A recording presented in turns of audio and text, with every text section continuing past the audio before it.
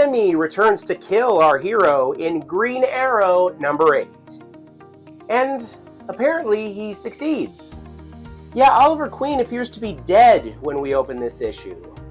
But don't panic, that hasn't stopped him historically. The villain who returns for this issue is Onomatopoeia, a killer character who makes comic book / cartoon sound effects. He's actually a leftover from Kevin Smith's run on Green Arrow from the early 2000s. A run he did with our artist for this issue, Phil Hester. This is a pretty strong issue overall, especially when it comes to Phil Hester's pencils.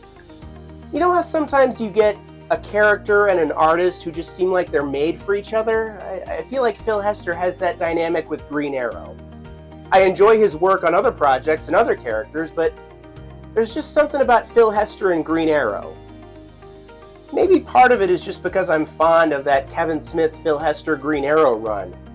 It was one of the first books that really prompted me to dive in to Green Arrow's world and take a hard look at the character. You want to know how old this trade is? We have remnants on the back here of a UPC sticker from a Borders Books and Music store. There's an echo from the past.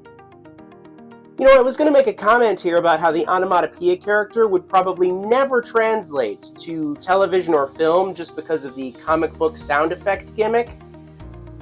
And yet apparently it already has. It looks like the character, or at least a version of the character, was in an episode of Superman and Lois. I haven't been really good about keeping up with Superman and Lois, but I feel like I need to see that episode just to see how they executed that. I mean, how does a serial killer keep his aura when he has to make comic book / cartoon sound effects? I mean, there's a reason that when Jeffrey Dahmer killed people, he didn't go, "Aunga!" At least I presume he didn't. I wasn't there. Oddly enough, you know who I wish Onomatopoeia would have taken out, or at least kind of wounded a little bit? Like in the 2011-2012 time frame? Kevin Smith. Because then he wouldn't have made the show Comic Book Men.